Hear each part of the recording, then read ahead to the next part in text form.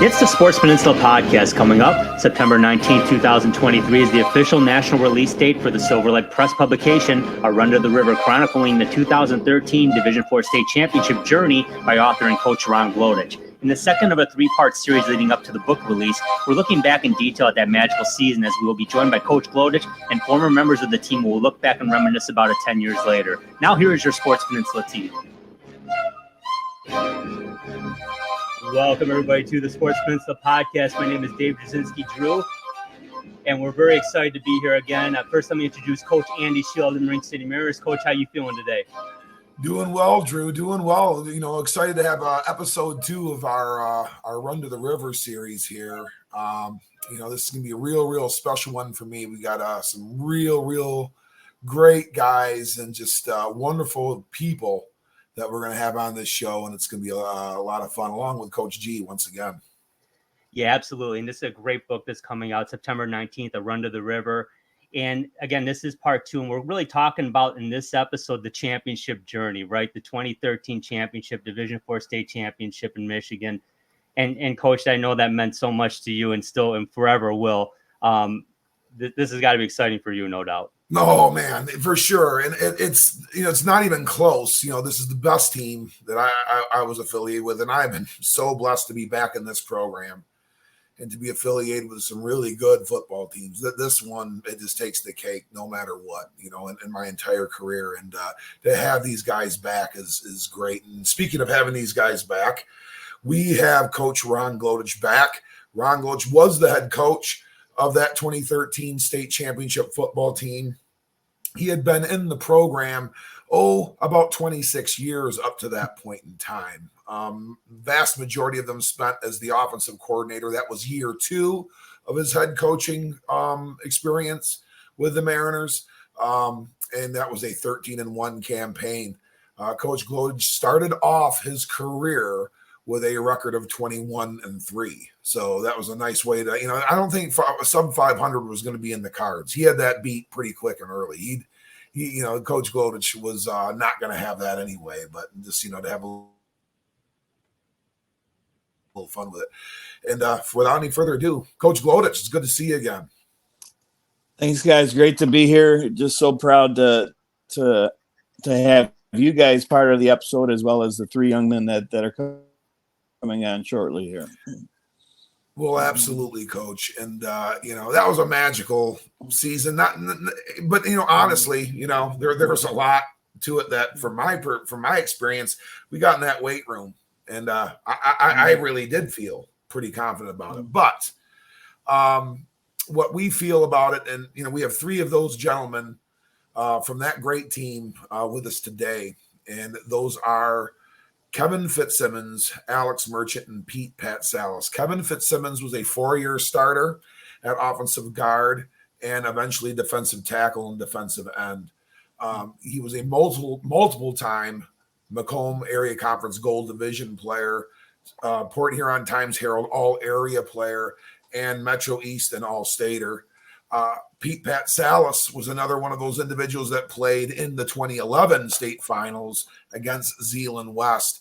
Pete Pat Salas is an all-decade team member of the D-Zone's all-decade team as a defensive back. That's from 2010 to 2019. He was also an all-state football player, multiple-time Macomb Area Conference Gold Division all-area player as well, playing defensive back, wide receiver, and sometimes tight end when we wanted to run him up the seam. The other individual, Alex Merchant, was a rookie to Marine City football as a junior, where he previously was at Port Huron Northern as a quarterback. He and his family had moved to Marine City when he was a junior.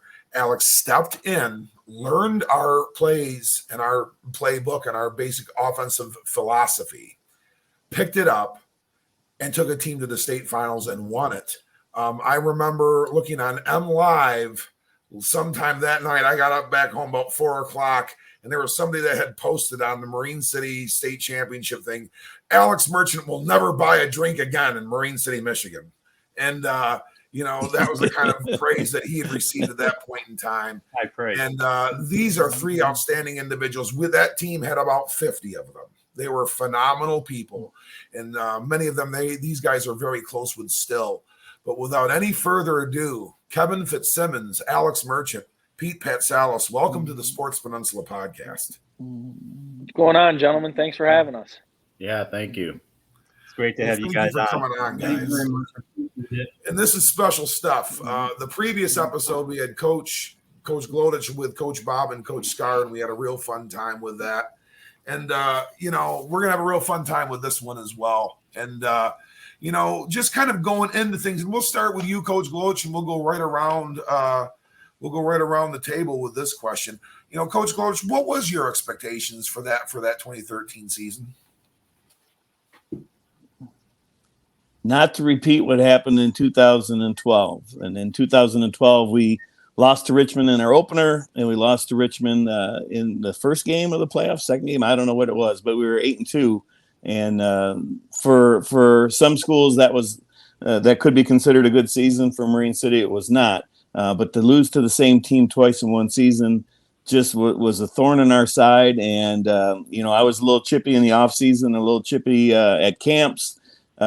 Pushing the edge a little bit, knowing that we did not want to repeat that same thing that happened in 2012. And what I noticed right away is in our summer workouts, we had an energy like never before. That oxygen was making noise and piping out some energy, in my experience, my 20-some years up to that point, that I had never seen before. So that was the first indication that these guys, something special was brewing with this group. Alex, you're new to the program at that point in time, and you were coming in from a different you're coming in from Port Huron Northern, and in which it has some tradition and history too, but you were coming into a place that had serious expectations, and really a full steam ahead with a bunch of guys that were seniors and juniors that kind of knew what was going on. What did you expect when you came in to Marine City in 2013?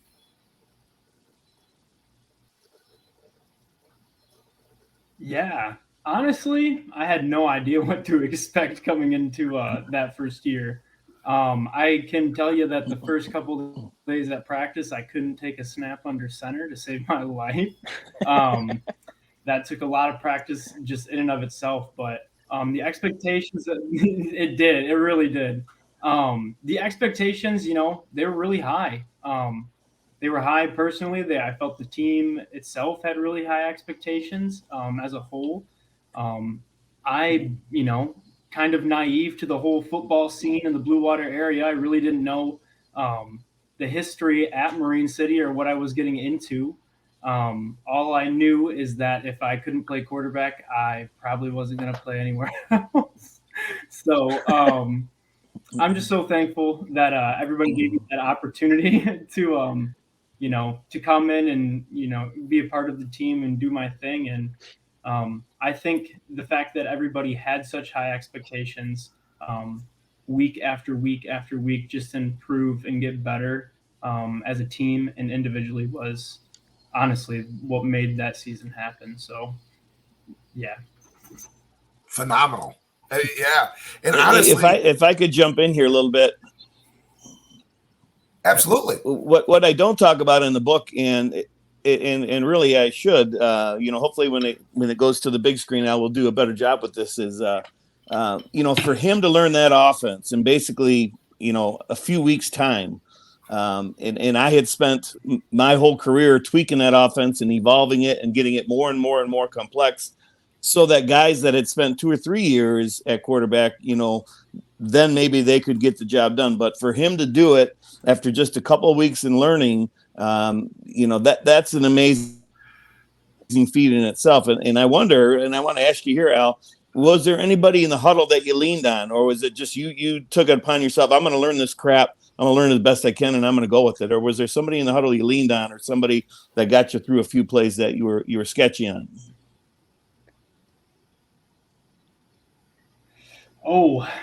The whole offensive line had my back. I'll tell you what, Pete was an amazing player too. There were times I would come to the sideline and get a play and come to the huddle and just look at the guys and go, I forgot that one. Let's run a 34 or do something like that.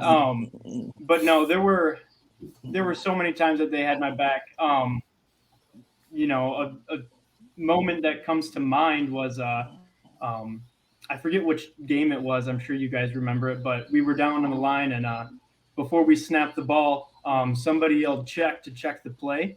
And I had no idea what to check it to. And I I remember out loud in the middle of the game, someone go check, and I just went, to what?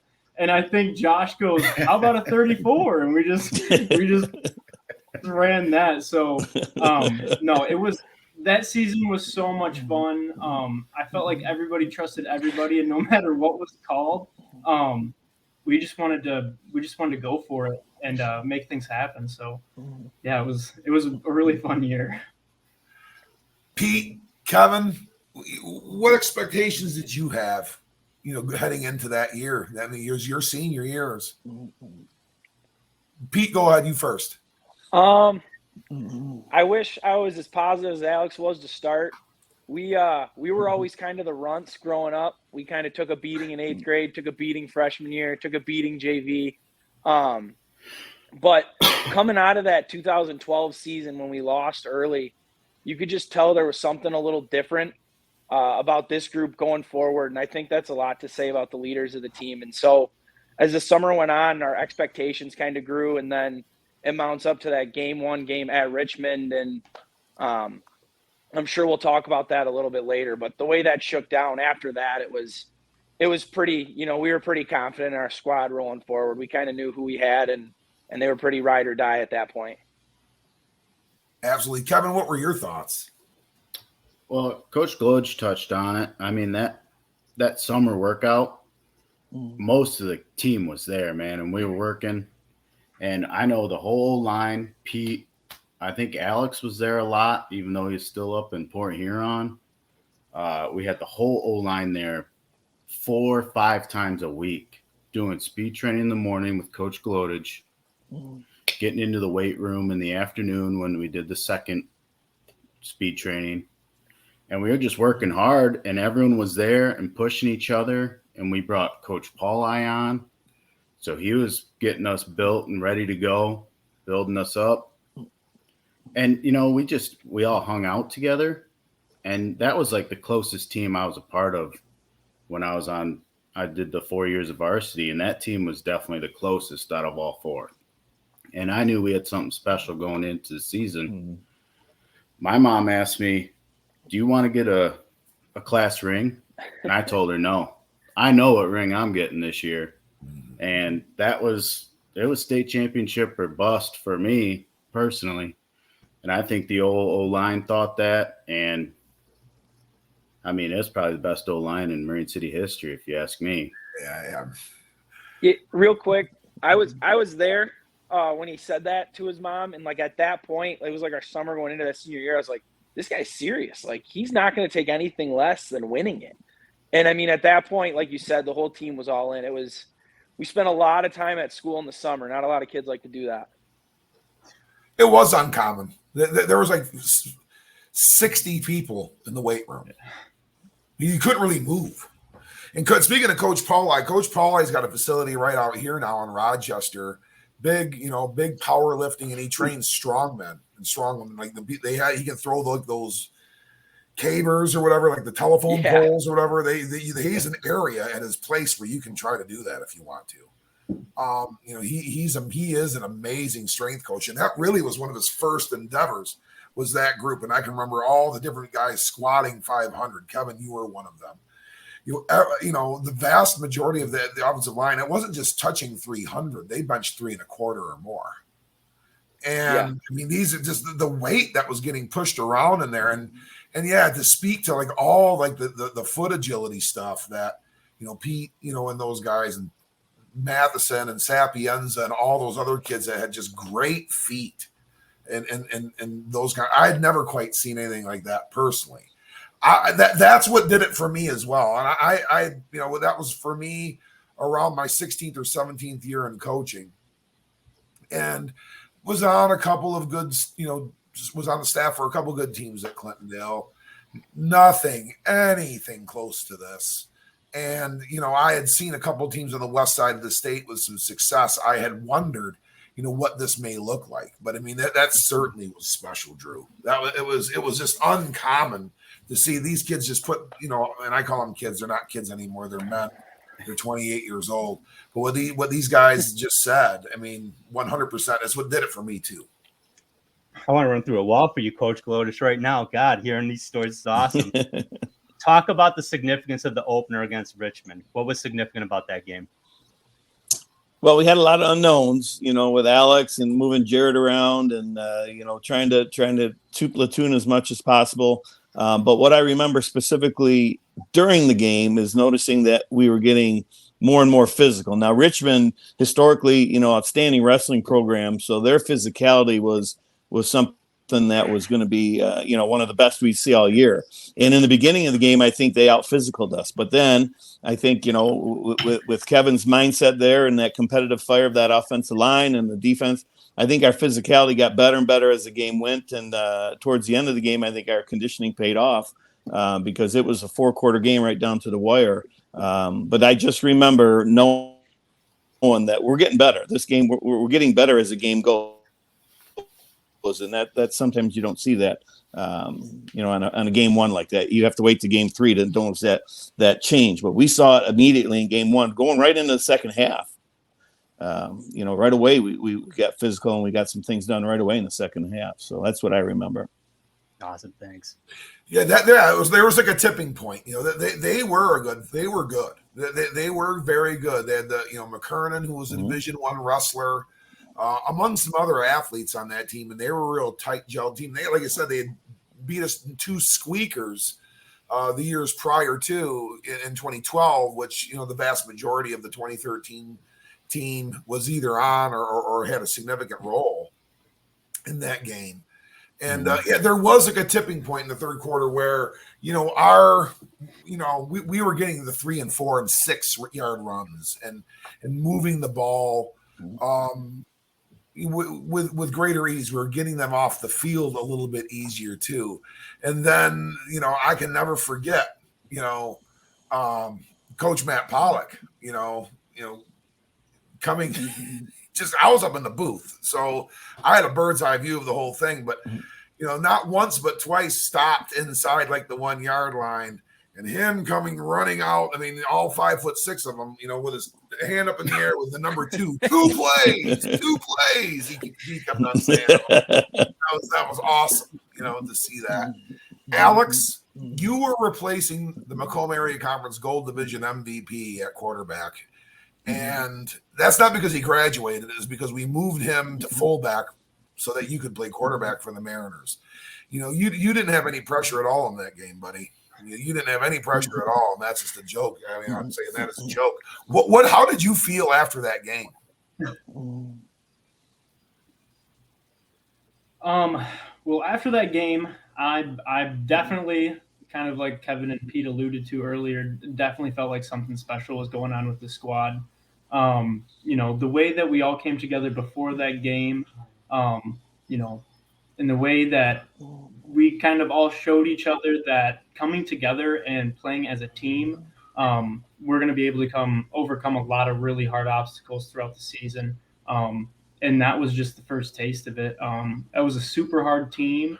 I remember I was so nervous going into that game. I'm pretty sure, half of that game I don't even remember, but afterwards I just remember everybody just coming together and,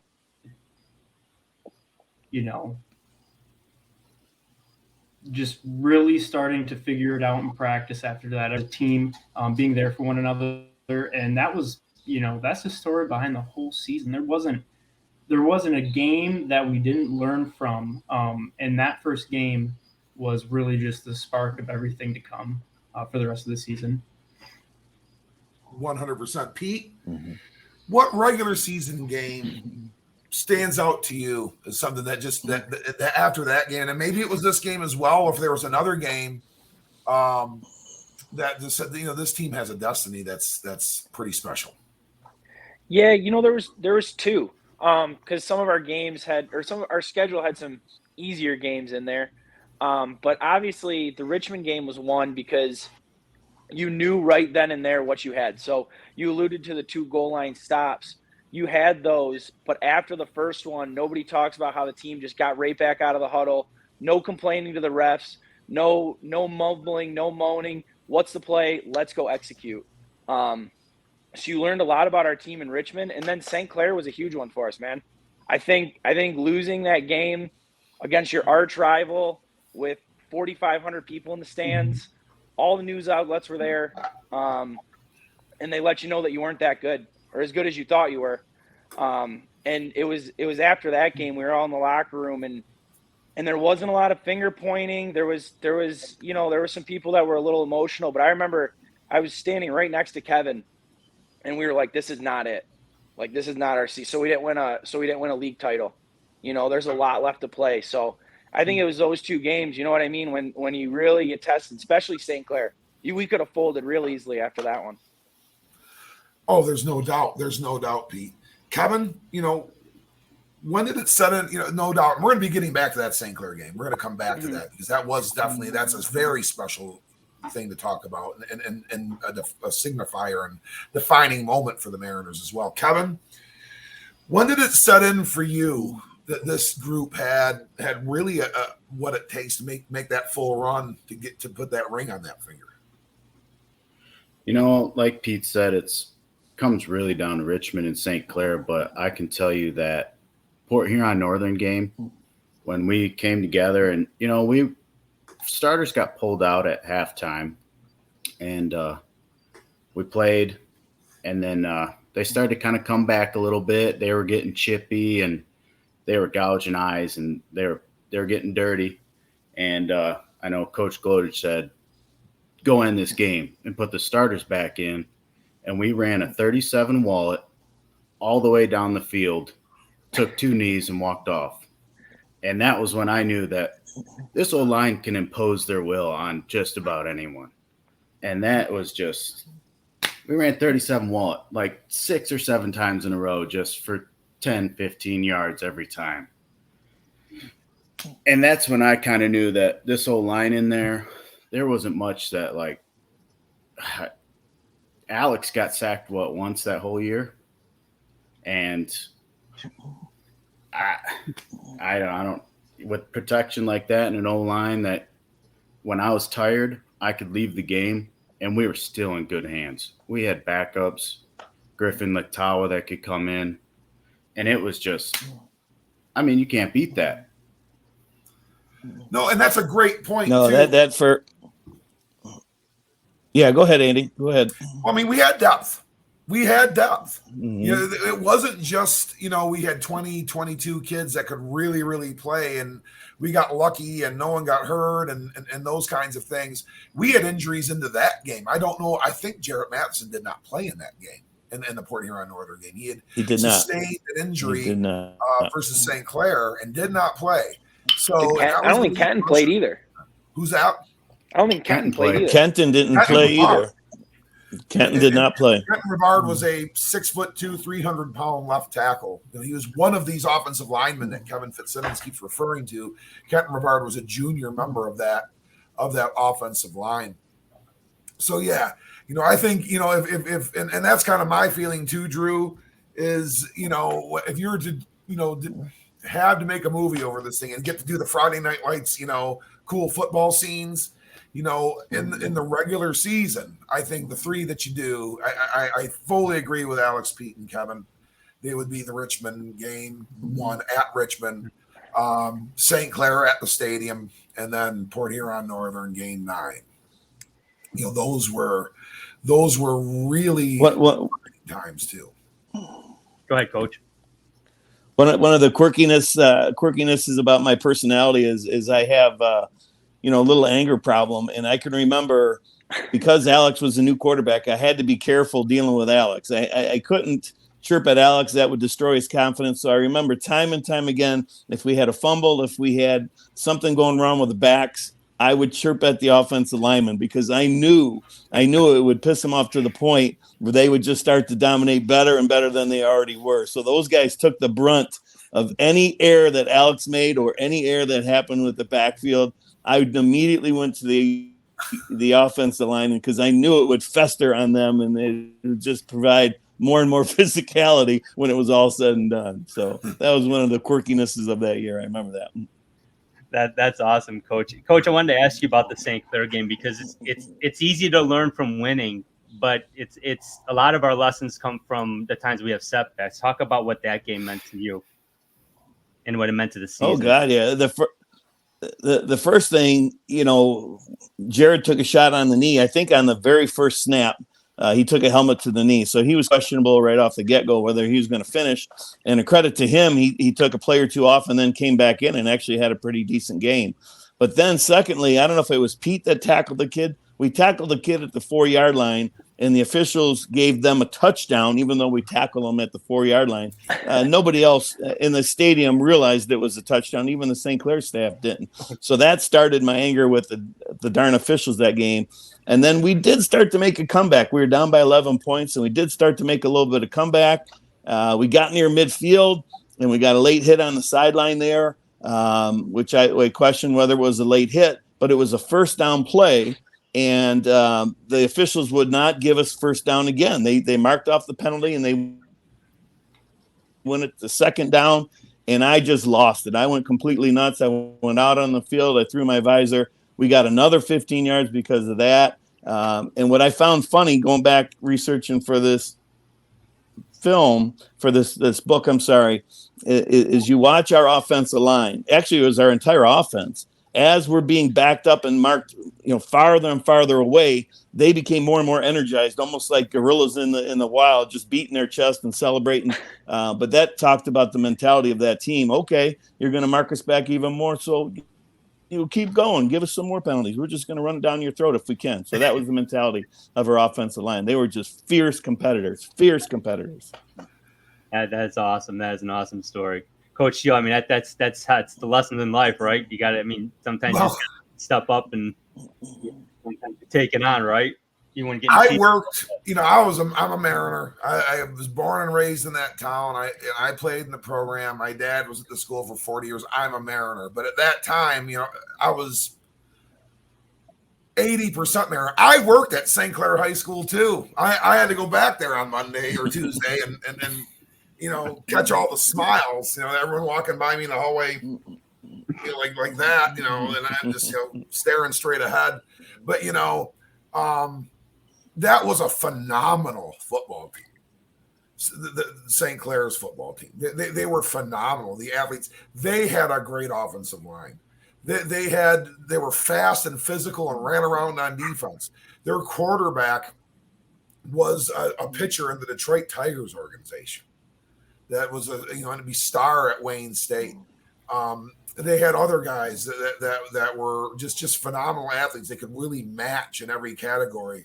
And really, it started the year before. They were supposed to be this team of destiny in 2012, and we came in there and snuck it and stole the MAC Gold Championship right out of their hands in that year prior to in 2012. So in 2013, they were just so, that game had been so circled on the calendar. And we're going to get on things here real quick, but what always did it for me was the R3 playoff games that we played at East China Stadium were offset with St. Clair's, because St. Clair also played 3 playoff games at East China Stadium. We couldn't play at the same time, so we wound up getting the Saturday games. They got the Friday games.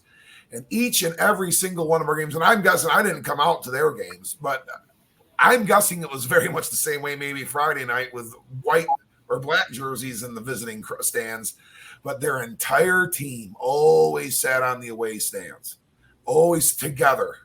And you could just see them over there. And that, I know probably there was a little motivation in there. Yeah, I know the kids saw that a little bit. I know the coaches certainly did. But I had never, that stadium was so packed. I think there was over 6,000 people there. It was amazing. Because we share this, and if you're not familiar, what some of our viewers are not familiar, St. Clair and Marine City share the same football stadium and football facility. We're part of the same school district. So, I mean, we're so close to each other. To have us to, in this situation, in this game was something else. And yeah, I think it did. It refueled us in many ways. It refueled the motivation. If there was any kind of edges knocked off of this team, those were sharpened immediately after that St. Clair football game. So, Alex, let's talk about when you went back to Memorial Stadium and played against when you played for Port Huron Northern, and now you got to go back there as the opponent. What were the feelings and what were the thoughts going through your head before that game? Yeah, that game was definitely a hard one. Like it was alluded to in the book as well.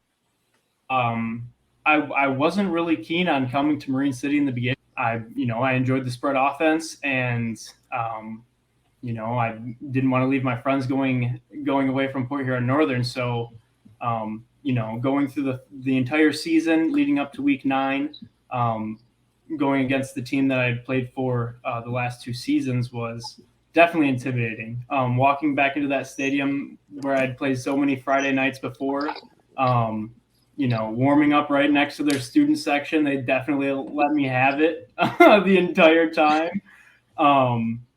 And, it was probably the worst game I had ever played at Marine City, hands down. I don't think I completed one pass. I got into my head, and there was a lot of personal growth from that game. But I'll tell you what, the entire team here at Marine City, all those guys, they had my back the entire game. When I wasn't completing any passes, they strapped the old chin straps up and I'm going. And they're, I think how many, I don't know, 49 points on running alone or something like that against that team. Unbelievable. So, fitting time, but I'll tell you what, that season afterwards was definitely a good one. I had a lot of fun playing against them the next year too. Just a good time. That's awesome. Thanks, Alex. That had to been intriguing because that's that most people are never put in that kind of position where they are actually playing against their school that they really went to all of their life up until the 11th grade, and to go in there and really kind of be just immersed into this Marine City culture. I met you at the Michigan football camp with these other 2 guys, and I forget who else was at that camp with. I know there was about 5 of us there. I was one of the coaches on staff. There was about 5 Mariners. You were one of those guys at the Michigan football camp going, you gotta go. This kid just got out of school at Port Huron Northern, and he's now wearing a black helmet, with this Marine City football tag on the front of his helmet, and he's with his teammates, the guys that he's known for about 35 seconds. And, just seeing, but you guys gelled so quickly, and it has a lot to do with the maturity of those guys, Alex, that, that they just embraced you like that. And also your personality is of such. Yeah. You're a very mature guy back even in those times where you weren't too cool for school. You weren't so vested and just kind of, introverted, and you allowed and opened yourself up, and it really, really worked really, really well from that. I can tell you this, and I think you knew this too, but there were individuals that were almost hoping that you were going to have some people coming after you that game, not because they wanted to see you get hurt, because they could stop it. That's why they would be a reason, a call to arms. They wanted that kind of conflict because they wanted to be able to assert themselves that way. Oh yeah. And so to move anywhere, they're definitely gritty. To move anywhere in St. Clair County, Alex, you moved to the right community, because this is the one that was going to have your back, not figuratively, but literally. They would do whatever they needed to do for you. And that's 100%, absolutely the truth. And you knew that right away too. Pete, we went to the Riviera that Sunday after the Port Huron Northern game, as we still do, as we always had. In my time, it was kind of a time-honored tradition to have the Riviera buffet dinner prior to the playoff bracket being released on, at that point in time, Fox Sports Detroit. Do you remember the message that night to the team after the playoff bracket was announced? Yeah. We talked about this a little bit pre-show, and so I've been thinking the entire time about it. But what I remember the message being is, we're going to take this one game at a time, because when we saw the bracket, it's funny, you look at like the Snooze to You and all those other brackets that come out, you think you have it underway. All the coaches are doing the number crunching. You guys are a lot more accurate than the players, obviously. But that bracket comes out, and it's kind of like the gauntlet that you're looking at. But for us, it was one game at a time. And honestly, man, if you're going to be the best, you might as well beat the best. So we just took it one game at a time, and 5 games later, we got to where we needed to go. Kevin, we talked about it before, that Richmond game in game 1, the 2 games against Richmond the year before. We were in the, we played Richmond in the district final that year. We played Marysville twice that year. And you guys grew up in a little bit different era than what Drew and myself and Coach Glodich came up in. And, when I was in the program as a player, Marysville was the mountaintop. They were the Marine City. They were the team that had the chance to go to the state finals, but no one else really did. They were always the team winning the league championship. It was an infinite struggle against Marysville. We were lucky to beat them once every maybe 15, 20, 25 years even. That obviously, though, it's changed over time. And that's not to say that Marysville's not a good football program. They're an outstanding football program with tremendous tradition. But we had to play them twice as well. And they got the Mariners. That's a red letter day circled on their calendar too. Kevin, what was it like going against those two, the first 2 playoff games? When we did watch that show and we drew those 2, I liked it. I like to have that challenge, take them back on. Richmond, they're tough. They were going to get us ready for some big games down the road, make us play physical football, get back to it. And then Marysville had some weapons. So did Richmond. They had Skatska, who had probably one of the faster kids we saw all year. And then Marysville had that quarterback that just, it was like playing tag back there, man. He would just run around and just extend the play like beyond belief. And it was crazy. But, we were able to keep contain on them, rope them in. And I think that helped us down the road with like maybe Lanton Sexton, keep the quarterback in the pocket.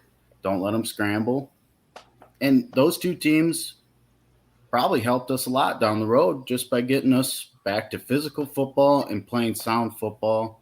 Keep the quarterback in the pocket, stay in front of the wide receivers. Don't let anyone behind you for the DBs. I'm sure Pete knows, watch playing with Skatska. You got to keep them in front of you. So I think those 2 teams really helped us get to where we got. Yeah, Devin Skatska was bullet quick. Didn't he go to Indiana to wrestle? He went to the University of Indiana, I think, as a wrestler. Minnesota, I think he finished that. Yeah. Somewhere in the Big Ten. He was a Big Ten wrestler. And then, you talk about that Smith kid, the quarterback for Marysville. Yeah. Coach, I think he ended up being the shortstop at Grand Valley State. He was an athlete. Yep. He was an outstanding athlete. We had a lot of athleticism in the area at that point in time. Absolutely. Hey, Coach Glodich, you gave a speech before the regional final against Country Day at East China Stadium, alluding to team over talent. Where did that come from, and what inspired that one? That's a good question. I typically will stay outside the locker room and watch the clock and the other coaches and everybody's inside. And then I do go over some things in my head prior, but I really don't have anything specifically planned. I have maybe a theme, and then I just kind of let things go from there. But, what was the beauty of it is, you look in a kid's eyes, and it's amazing what you can see in a kid's eye during pregame. And with the captains up front, with Pete and Kevin up front, and Kenton Rivard and Alex Adams, you saw in their eyes that they were ready to go to war. And so I don't know if that inspired me, but I saw guys in that locker room that were locked in. There was no fear in their eyes. They were ready to compete. They're ready to go 4 quarters and play a game. And I think they probably inspired me, and it just kind of came off the cuff that I'll take this team, these eyes, and the way they're looking at me right now, I'll take this team over anybody in the goddamn state. So I think they inspired me by just looking in their eyes that night. That is awesome, Coach. Well, I know it was definitely impactful because things worked out pretty well for you guys. So it's fantastic. Coach Shield, I mean, how did you feel in the locker room that day when you heard that? Oh, this was always my Waterloo. I lost in the regional final twice as a player. We lost to, Tyrone Wheatley and Dearborn Heights Robichaud when I was a junior. Then we lost to Tecumseh when I was a senior in the regional final. We had gotten to the regional final 3 times in my career at Clintondale. That's where we lost each time. And 3 of the better Clintondale football teams in their program's history. So, I had never, as a player or a coach, gotten past the regional final. So it was something else. And I can remember talking to you, Drew, because Drew, you lived in Massachusetts at the time. You worked for Frito-Lay and worked you work in Connecticut, but lived in Massachusetts. You got it. Couldn't afford to live in Connecticut. You were reliant on like MLive at that point in time. We weren't quite as evolved with the streaming of these games and stuff like that as we are now. You thought we lost. You said, man, tough one. And yeah, I got delayed feed. I think there were some people that no, Country Day won that game 37-30. They had to have, because they're like, now that can't be right. It was something else. And that game, we really controlled. There was times where, they had like 24 people there. There was more. The people that was really their fans were the St. Clair varsity football team. That was really the people that were in the stands for Country Day. They couldn't hear because our band was just. There was so clear that this community and this team, the players, and this community wanted this so much more than Country Day did. That. I think there was a synergy there that just was not going to be ended. It ended crazy. They had some kid that wound up going to Boston College, and he this last play, he went back and forth from sideline to sideline, I think 5 times. He just was not going to surrender. He was going to make us run around in circles and just fall. He was going to try to keep the play alive. Finally, he got tackled. I think I wound up getting an assist on that play. I literally got down all the way down the stands, down the tunnel, onto the sideline while that play was still going on. And somehow, as soon as Scott Steinmetz finally tripped him up, I think I wound up on that pile too. But that game came down to an amazing play. Again, Alex, Pete, describe the catch in your words, starting with you, Alex. No, that catch, man, that entire game was hands down, I think, the best game that I'd ever been a part of. The amount of players that they had on that squad, and just the size, the overall size. I remember the first play of that game, we walked out and the nose guard was just towering over Josh, and he looks back and goes, well, let's just go for it. And man, I'll tell you what, it was a battle the entire time. And it came down to that last play, that last throw. I just remembered we had connected earlier on that same pass.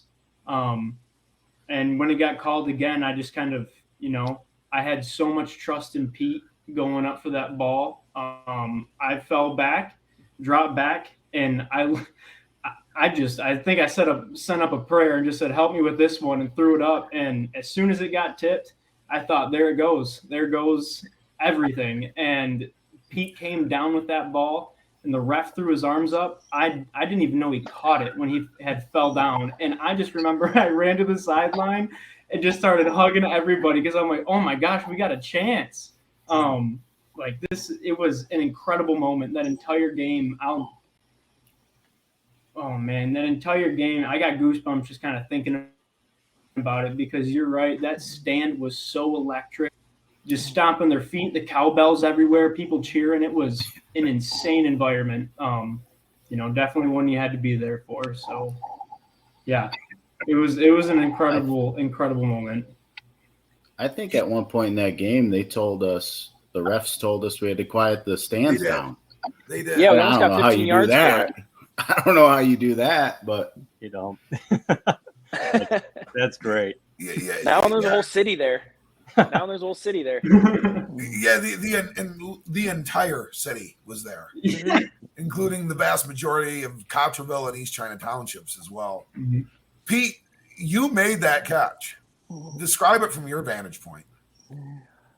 There was so much leading up to the catch. Like Alex said, the whole game was just such a whirlwind. Like when everybody tells you you're supposed to lose and you're 17 years old, you start to kind of think you're supposed to lose.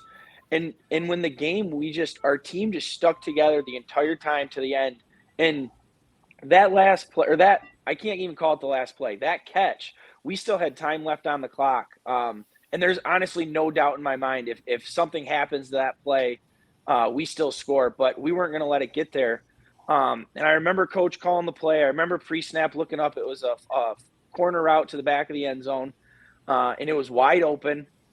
So I'm running the route. It's supposed to be a pick route. So we get around the defensive end up towards the back corner of the end zone, and that corner dropped back, and he's the one that ended up like tipping it in the air. And the only thing I remember is just continuing to watch the ball. I'll tell you one thing, man. We were one of the most prepared high school teams, and that's a shout out to you guys and the whole coaching staff.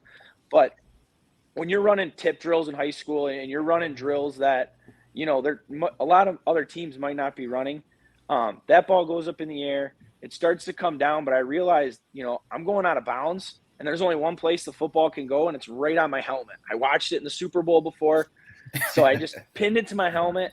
We rolled out of bounds. To be honest with you, I have no idea if I was in bounds. I watched film. I think I was. But my first instinct was to hand the ball to the referee and stick my hands in the air and just be like, touchdown. If I could convince him it was a touchdown, and sure enough, him and his partner got there. From what I remember, they were both pretty unsure, but the one guy said possession. And that's it, man. It was pretty storybook after that. It was the crowd went nuts, but like you said, that team's so electric. So the whole crowd's going nuts. I've never seen anything like that. To see that crowd erupt like that. And then we got to get back on the field and stop this electric offense for 43 seconds because they can go like that in a heartbeat. So it was definitely a roller coaster of emotions. In 2007, Marine City beat Country Day in the state final. I was at Clintondale with Coach Scarcelli's brother, Jim Scarcelli, and then you were playing your state semifinal against Kingsford. I was, a member of the Clintondale staff, but I went in and told them that I was a member of the Detroit News and I needed to get press box access to film the game. We're going to put clips in our online edition. So they moved the Zeeland West played in Country Day in that state semifinal. They moved them aside and gave me the 50-yard line one. So I had that one right on there, and it was bitter cold. And so I filmed that one, and that's exactly how that happened. I mean, Zeeland West went down and scored with about 48 seconds to go, and then to go up by like 6, and then Country Day just went 4 plays and scored and won the game with 4 seconds left, and that was how it went. I mean, you're 100% right. That's how that one went. What a football game, guys! What a pleasure to be involved with you, with all 4 of you, and all of your teammates and everybody. Just a blessing to be part of that. Coach, we won that game, and then we were on our way to Ortonville, Brandon, for the state semifinal the following Saturday afternoon. against Lansing Sexton. Describe Lansing Sexton, the team, and what the conditions were like in that game. We had gone and watched them the week before. Country Day was at that game. It was at Sexton, and we all walked away knowing that they were an incredibly physical team with speed to kick. And they got one guy still playing in the NFL that got a piece of Pete in one of the plays and knocked Pete for a loop. And but Pete bounced right back up. So, but I think the guy's name is Wilborn. He's still playing in the NFL. But anyways, we knew that I think at the time, the papers were calling them the best team ever to come out of Lansing. So we knew we had our hands full, and that's the beauty of the offense that Coach Bob created. It's the great equalizer. If you can carry out fakes, if you can block to the whistle, if you can double team and trap, it is the great equalizer. So we were able to keep the ball out of their hands. Tate Sapienza, they were bound and determined to take away Jarrett Matheson that game, and they did for the most part. But he had some plays later on. But Tate Sapienza and the offensive line took that game over, and it was an incredible battle for 4 quarters. And again, our conditioning and the way these kids worked in the summer and made it a point that they were not going to lose in the fourth quarter. They proved that point again. The offensive line took over in the fourth quarter. We were able to, and then finally we needed to convert a third down, and we threw a seam pass. Alex threw a perfect seam pass to Joe Mazur. I think Joe had 3 bodies around him, and he came down and into the wind. I think, Alex, you're throwing that ball into the wind. So he had to throw it on the line. He threw it early. Joe made a great catch, and that was one of the most satisfying plays I've ever called, because it was a gamble. It was a gamble on third down to throw the ball, because if they get it back, they have a chance to score with the win. But Alex and Joe came up big on that connection there, and Pete probably drew some people with him, thinking we were going to throw to Pete, but we went on the seam route to Joe Mazur, and it was just great protection and a great pass, and that's how the game ended. Took a knee after that. And yeah, that was a remarkable feeling. Fitz, Pete, and we'll start with you, Kevin. The score going into the score at the half of that game, Sexton was up 7-6. We had been losing since the St. Clair game. We were losing at some point in time in every single football game we played from that point forward.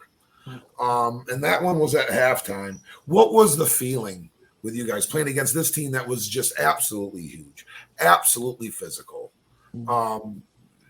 just big, physical, and tough, knowing that we had 2 points that we needed to get? It was, like you said, we were behind in a lot of those games after St. Clair, and we had been there before. I don't think Lansing Sexton had a game that close all year, and I think we thought we had the leg up because they had to come out and play 2 more quarters, 2 full quarters of getting hit in the mouth every play, because we weren't going to slow down. We weren't going to let up, and that was what gave us so many wins that season. If we would have just laid down at halftime in a lot of those games, we wouldn't have been state champions. And we kept going after them, and like Coach Glodich said, the O-line took over. We kept pushing, hitting those D linemen as hard as we could. I know that nose guard was tough as nails, and he kept coming at us. And I know Josh and him had a couple of little spats. Paul Carbone gets into a spat in every game he's been in. And they had 2 great linebackers that were hitting us hard. Like, those guys were filling gaps, and we just kept going after them. And I think it wore them down and slowed them down. And it was just able for us to take it over and keep pushing. And we're okay with the grind. We've been grinding all year. No, absolutely. Absolutely. Hey, Coach Glodich, so now you're going to Ford Field. What was the priority in preparing for that showdown against Grand Rapids South Christian? Well, one of the goals we had going into that week of practice is, because we knew they were a good team, we knew they were going to be very prepared. So we wanted to throw some wrinkles at them that they had not seen before. And I was pretty confident we were going to see what we call a cover three secondary guys kind of splitting up the field. So we drew up a few wrinkles to kind of go against the cover three look, and that involved Pete on many of those. And it just worked out well. Those tweaks that we put in our offense, we were able to give them multi-formations. We were able to give them a lot of unbalance. We created a lot of confusion. And then we threw these wrinkles in there for big downs and big plays, and we just had them on the ropes. After our first series, I'm not sure we punted again. I think we punted on our first series, and I'm not sure we punted again. But it was just a great, O-line took over in the fourth quarter. We were able to keep the ball on the ground and eat clock and keep it away from them. Alex had the absolute most perfect game ever a quarterback could have. Pete, got into the open sections of that cover three perfectly, made the connections, and it was fun doing the book, rewatching the film, to hear the brewing of the crowd as the ball went in the air, to the catch and how the crowd exploded, and then Pete crosses the goal line, and just another level of explosion from the crowd. That I got goosebumps watching this, preparing to write the book. So it was just a great story again to relive. I'd like to ask all of you guys, and Alex, will start with you. What was the feeling going into the week of preparation for that game? Because for most of you, obviously a couple of you played in this game before, but for most of you, it's uncharted waters. What was it like? Oh, yeah. Playoffs was uncharted territory for me. So every game in playoffs was, I was unfamiliar with. These guys have been making it to the playoffs for the last 20-something years, and I didn't even know what the playoff bracket was. So no, every playoff game was a different experience, and preparing for the state game was, mindset going into that game was, it's now or nothing. Like, we've made it this far. We're all still healthy. We've learned so much, and we've grown together so much. This is it. So if we don't make it happen, they're a really good team. But we had beaten so many really good teams before that I really don't think it fazed us. I think at that point, the loss to St. Clair, win over Country Day, and the grind against Sexton was enough for us to win that state championship. Not easily. That was a great game. That was a fantastic game. But even when they went up in the initially first score, I'm sorry, my dog is getting noisy, but just that first score, I remember looking over at Brendan Kay, because he was on the sideline with us, and he just goes, 1-0. You guys got it. Like, that's nothing. It's early in the game. You guys have the whole game to win. And, any bit of doubt that I had, that was completely erased. And we just put the chin strap on and took it to them the rest of that game. And it was a lot of fun. Watching everybody just excel. Tate Sapienza walked that line on the sideline to get into the end zone. I still don't know how that kid did that. Every little piece worked out perfectly. It was just a fantastic time. So, yeah, I wouldn't trade that experience for anything. Pete, what about you? It was funny because you guys always preach as coaches, you never win putting the jersey on with Mariners across your chest. And I thought that's exactly what you did. Like, that's what you did in 8th grade. That's what you did. I just watched them continue to win. And when Kevin and I went there in 2011, because that team in 2011 was unbelievably good, unbelievably talented. And we went there and got walked on by Zeeland West. And it was a pretty tough game. We kind of got physically, like, that team got physically dominated. And it was just one of those feelings that it really turns out to be a life lesson. Like, it was one of those moments like the St. Clair game. You're really not as good as you think you are. It's a humbling moment. And then the way it ended for us in 2012 was just so bitter, losing so early to those guys. And then I think I can speak for Kevin and I and all the seniors that were on that team. We talked about the semifinal. By the time we got there, we weren't going to lose. We were dead set on winning whatever adjustments we had to make. The game plan was just so good. And it was thinking back on it, it does kind of make you just a little speechless because we were a goofy looking team, man. Like if you saw us take the field for stretching, we were goofy. But once the game started, we were solid. So it was really cool to see that. How about you, Kevin? What was it like preparing for that one? The preparation for that's probably my favorite week of football ever. I mean, we were in the aux gym with music and just noise blasting through the speakers and people yelling during all of our plays, doing our checks and everything, just to try and simulate the noise you're going to get in Ford Field, because we bring the Sea of Orange with us. You know, there's people there. It gets loud at Ford Field. We prep in the gym. I remember Thanksgiving Day doing walkthroughs out on the turf. There's a little bit of snow on the ground. Everyone's chilly, but no one's cold because you're so excited that you get to practice on Thanksgiving. Not many people get to do that. Yeah. And we were having a lot of fun at practice that whole week. And we knew we weren't going to see the talent and athletes that we saw with Sexton and Country Day. But Grand Rapids was a sound football team. They were technical. So we had to be technical, and our practice wasn't physical that week, but it was technical. It was making sure we're getting our butt to the goal line on blocks, making sure we're running crisp, clean routes, running the plays that we're supposed to, making smart checks. I remember moving trash cans around in the gymnasium with all that noise, trying to make checks and communicate to everyone. It was just a fun week of practice. And when you get to walk into Ford Field, I mean, there's no feeling like it. You get to see all those people, all that orange. All your friends are in the front row, right by your sideline, yelling for you. It's just exciting. And once you get them jitters out, man, it's fun to play football on that turf. That feeling Thanksgiving Day morning on the turf was something. We've all got to do a lot of pretty cool things in the last 10 years since then. But that was a feeling that it's hard to even comprehend. It's just one of those things when you're that age and you work so hard to get there. It's like, that is your mountaintop. And a credit to these guys. I talk about it a little bit in the book. You know, a lot of times when you make runs in the playoffs, you start to see fatigue. You start to see, kids walking around a little bit slower, a little bit lumpier.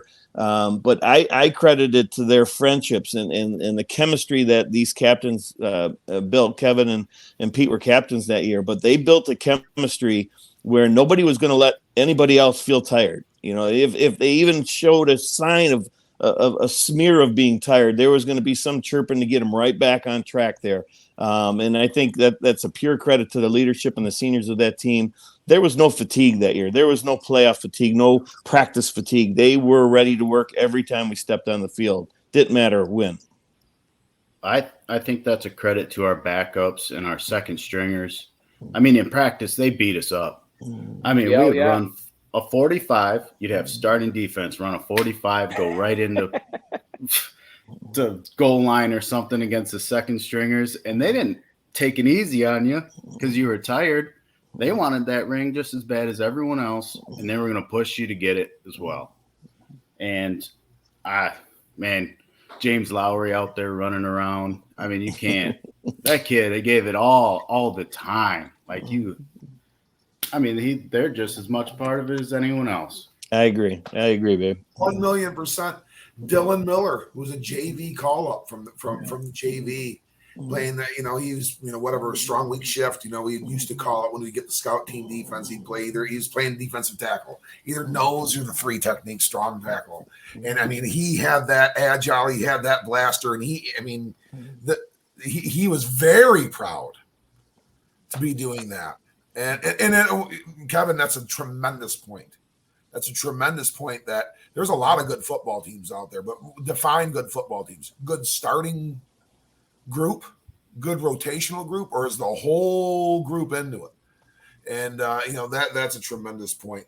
I can say I have coached in a Marine City football practice at East China Stadium on Thanksgiving Day and New Year's Day. In 2020, we finished that year on January 9th of 2021. Yeah. So I can just remember there's so many things. There's so many things. But being on that bus heading back to Marine City from the stadium and there just being just a content feeling that, like I said, that's really only happened for me a couple times in life. None of them have been football related. They've all been kind of life related. And it was a very, very similar feeling. And I know for you guys were just young 16, 17-year-old kids. For me, I was 39 and at that time. And, I felt like I was 15 or 16 years old, though. That's just really the feeling that I had going into that. To that thing. And I have this pretty cool little side job now, and I'm at Ford Field at Lions games a lot. And, and I have some access to some duties that I need to do before the game. And I get to go down to our locker room, the one that we were in. That is the referee's locker room. The coat closet? Yeah. We thought it was. I know back then we just thought it was a closet they put TV in there for us. But it's actually the referee's locker room, and I go down there and I just say to myself all the time, "This is our locker room." This is where we were, and I tell some of those guys that this is where we were when we were in the state finals. So I mean, Drew, just tremendous stuff, man. Just what an experience, and what a true blessing to be part of that, and how lucky. That's my winning lottery ticket. Was being part of that 2013 group. So, guys, it's been 10 years. And Coach Glodich, I want to start with you. This special moment here, the team picture, of course, and then right at the end of the game, you and Coach Shield gives you a big old bear hug there, man. You guys did it. Talk about darker hair back in those days, Drew. But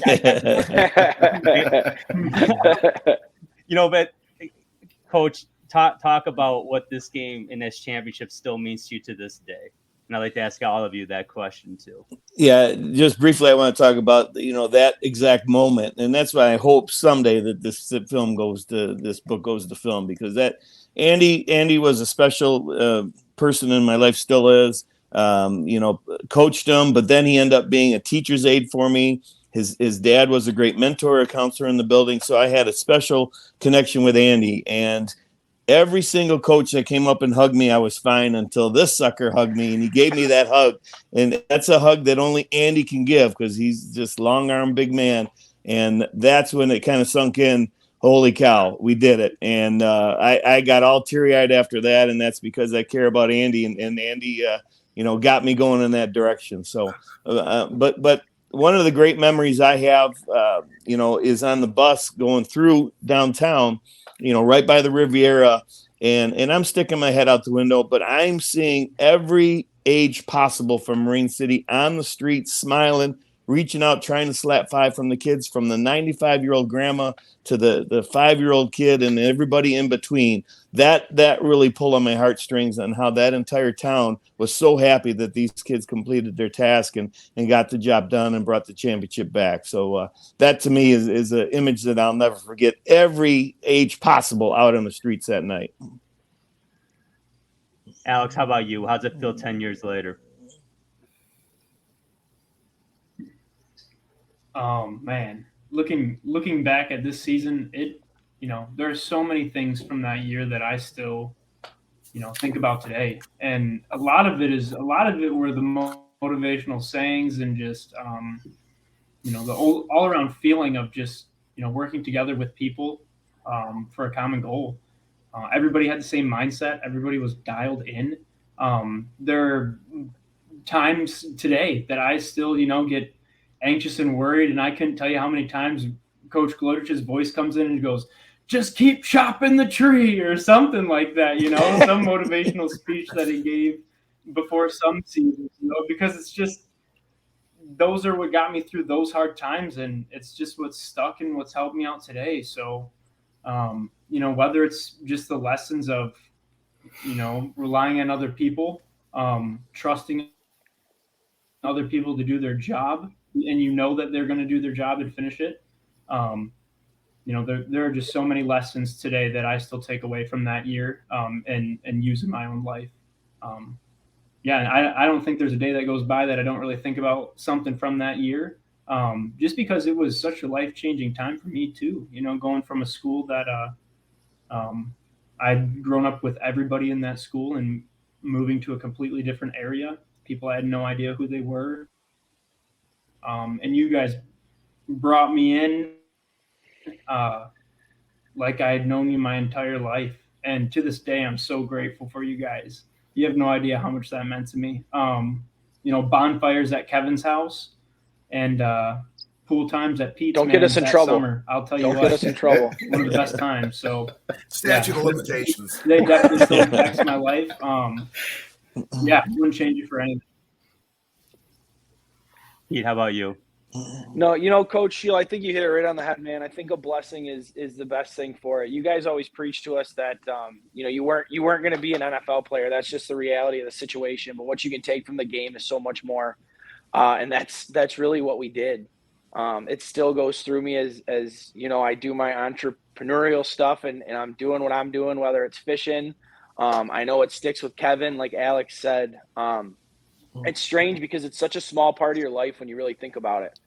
But it's at such an important time. And my best friends to this day are still guys from that team. We still talk to Alex. I just saw Kevin yesterday, Kenton, Josh, Paul. There's way too many guys to even name. And if you reached out to any of them, they'd reach right back to you. They'd be there for you. So I think that's really important. I think that's super rare for a team to have that. And so, I think blessing's the word. I think we were just really lucky to be a part of the organization that went through that. I mean, ask anybody. We were not supposed to be there. We weren't supposed to. There were they're Marine City. They might win a league title. They're Marine City. They might make it to the district final, but we weren't supposed to be there. But Kevin mentioned how much time, and I mentioned how much time we spent in the summer. We spent that same time, during school. We had football practice, and then after practice, we'd watch film, and then we'd go home. So what it really taught you is what hard work is going to get you. You're going to get exactly out of it what you put into it. And that was valuable forever. So I appreciate that you guys were a part of that. It was a lot of fun. How about you, Kevin? How's it feeling 10 years later? I mean, it's still surreal. And like Pete touched on, it's the bonds. Those long wait sessions when you feel like giving up and you just keep pushing because people are screaming your name to get that weight up. And you're going to practice and it's 95 degrees and you don't feel like practicing today, but someone's making jokes and messing around saying it's cold out. And it just gives you that little extra oomph to, you know what? Yeah, it's cold. Let's go. And you're just pushing each other the whole time. And when we get together, because we still all hang out, Pete, Kenton, Paul, Kyle Scharnweber, all those guys, Josh. Come on home, Alex. And Alex. And we don't talk about the state championship game. We talk about the little things that happen during the season, like the story Alex told where check to what? I don't know, 35, and you run the ball.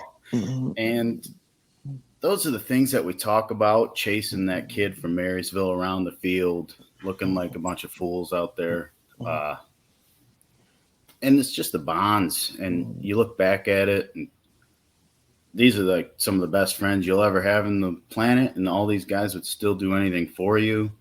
You go back to a Marine City football game, and everyone will shake your hand. All the coaches, how you doing? Where are you at? How's life? And it's just that stuff that just means so much more than football. And when I say that, I mean, it's a high bar to set because football was life for a long time. That's awesome, guys. Thank you. Coach Glodich, last question before we wrap this up. How's it feel hearing this interview now, everyone talking about this season? How's that making you feel? just proud. You know, there was very little doubt in my mind that all three of these guys were going to become successful in their adult life. But then, you know, to see the magnitude of their success now, an engineer, a dentist, and an entrepreneur that's killing it in his business, you know, that to me is an amazing, prideful event for a coach to see the success they had when they were in school, and then they just kept working. They gathered a characteristic, and they continued to plow forward with that characteristic, hard work, and evaluate and make, you know, adaptations, and keep going and keep going and keep going and live life and keep going. And you know, that's what makes me so proud now, to see the success. And I know they're all going to become great dads one day as well. So that makes me very proud. That's fantastic. Thanks, Coach. Coach Shield, any closing thoughts before we wrap this one up? Oh, these guys, you know, did such a wonderful job describing everything. And, to really add anything, if I, you know, it really just would be kind of redundant, you know, to say though that to be part of a group that was any more successful or anything like that, obviously not. But, you know, just looking at every single one of the individuals on the team, they mentioned some phenomenal people like Paul Carbone and Kyle Scharnweber and Joe Mazur, and, you know, people like Tanner Starr and Grant Sharp and Jacob and Headley and Dennis Fitzsimmons. You know, Fitz's younger brother Dennis was a very, very big contributor as a sophomore on that team. Tate Sapienza, Jarrett Matheson, Josh Elbow, who's just, I tell you what, he is under the radar funny, and under the radar just smooth and cool as a cucumber. I can remember, and I can read it on the lips, I'm watching the video of that game being played back. And, you know, another mention, you know, we broke the record for most extra points made in a state final that game. And that was made by a girl by the name of Olivia Viney. She was the one that kick those extra points. Another doctor. She's a veterinarian. And after she made this last one or whatever, I can see it. And I went and I asked him that next week in school. Josh runs by and gets in her face and is wide-eyed and says something real fast to her and then walks away. And he said, he goes, I just looked up at the board and saw what's on there. And I went up to her and I said, you're famous, like that, and walked away. and that's in the middle of this game. And you know, just that there was levity. Jake Shermatero, a kid like that could come in and help out and spell it free safety. Another, and I don't want to leave anybody's name out. Eddie Crampton. Ethan another Cleve. guy that was, you know, a lot. Ethan, yeah. Very Ethan's a light. monster. James, Also, everybody, man. James, you know, and that's a guy. Sean, Eddie's Alec old, Adams. like 5 perfect or 300 games in his Jake life. DeWild practice. Hey, another yes. Hey, real quick, too, guys. There are a couple players that aren't with us anymore. And may they rest in peace, man. Because seriously, that team was so special. And I don't know, it sucks. So I just wanted to say that we're talking about all the guys that were a part of the team, and few of them aren't going to be watching this, but you know they're there with us. So yeah, and amen to that, Pete. And if your name wasn't mentioned, I feel horrible about that. You know, I start name dropping like that. You know, every member of that 2013 football team, whether you were there from those weight room sessions, you know, all the way to the JV guys that got called up, you know, for the run and became, you know, the scout teams. You all were a huge piece to this. Kevin alluded to it, you know, about pushing you got, you know, and giving the look that we needed to really be prepared for those teams. You all are so important to it. You know, there wasn't one piece of it that didn't have something special to it. So, I mean, and yeah, those individuals that are no longer with us too, may they rest in peace, and they're always a champion nonetheless as well. And their families will carry that on as well. Drew, this was just a magical time. You listened to it, you know, via the internet, didn't you? That was. Yeah, I happened to be working the second shift. I was a warehouse manager at Frito-Lay, and I'm trying to get it on iHeartRadio. You know, I'm any app I can get. Finally, I get it in the second half. I'm like, oh my gosh, this is a game. I'm just sitting. I made an excuse why I do some computer work, and I did do some work, but I'm just listening the whole second half. Like someone better be bleeding out of their eyes for me to have to get up out of this seat right now. really proud of you guys. I want to go on record. I didn't doubt you guys. I got a report that said you guys got beat, and I was like, oh, damn. I was getting ready to give my buddy some condolences, and then I'm like, oh, this is awesome. He won. It's great. But thank you so much, Kevin, Pete, Alex. Thank you so much. It was really great. It's a privilege talking to you guys. Stick around after the show, please. Coach Glodich, thank you so much for giving us the opportunity even to talk to you about this and promote your book. We cannot wait for it to come out. Coach Shield, you're such a big part of this. Thank you so much. Folks, the date is September 19th. A Run to the River is the national release date by author and coach Ron Glodich. Pick it up. It's a great read. We're very excited about it. And thank you so much for watching. Take care, everybody. And we will talk to you soon.